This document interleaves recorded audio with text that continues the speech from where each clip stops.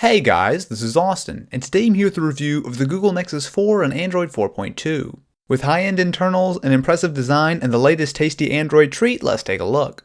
At first glance, the Nexus 4 looks similar to the Galaxy Nexus with a single unbroken piece of glass up front without any branding or physical buttons. It's a very clean look that reminds me of the iPhone, and it works. Flip the phone over and you'll see an all-glass back with a very cool looking pattern of dots that appear and disappear depending on the lighting. That said, again, just like the older iPhones, you're dealing with two sheets of glass front and back, which are easily breakable. It feels great in the hand, but picking up a case or at least a bumper probably wouldn't be a bad idea. At 9.1mm, it's reasonably thin, but it does feel bulkier in the hand compared to something like a Galaxy S3. Thankfully, all the buttons and ports are in the proper positions, with the power button on the top right edge, volume rocker and your micro SIM slot on the left side, your headphone jack up top, and a micro USB port on bottom.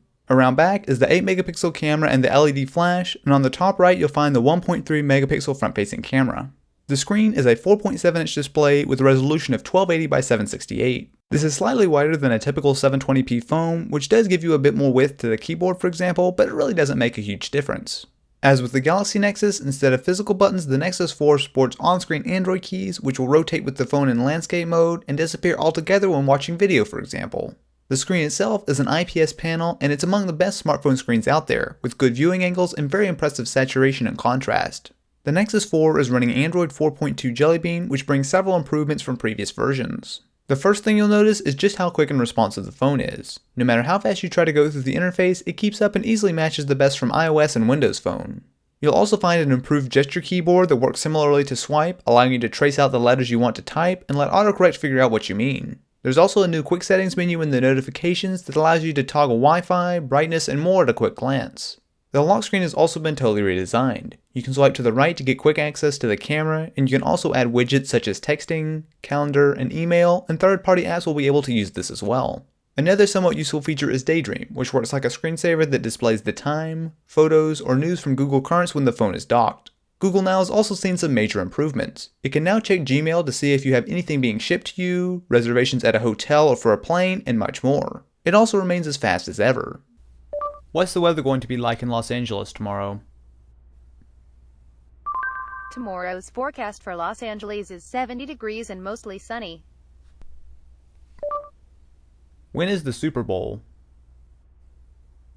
The NFL Super Bowl is on Sunday, February 3rd, 2013. The camera app has also been totally redesigned. Instead of digging through menus, you can just tap and then change whatever setting you're looking for. It's quick and makes every other camera app out there look outdated. The 8MP stills themselves are good, colors are accurate, and it's quite easy to get a very nice contrasty image.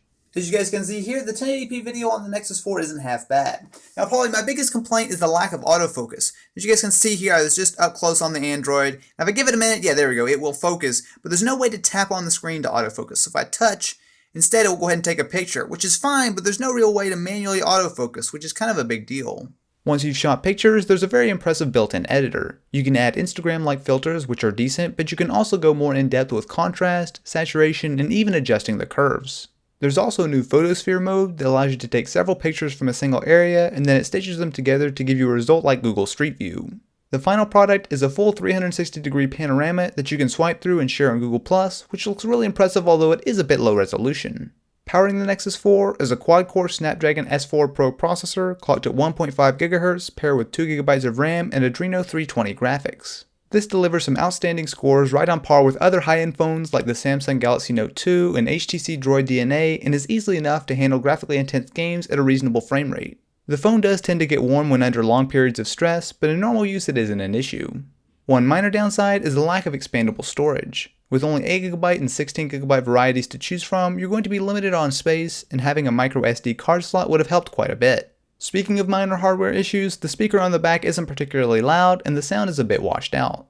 By far the biggest problem with the Nexus 4 is the lack of LTE. If you live in an area without LTE, this isn't a problem, but if you have it available, it really is much faster.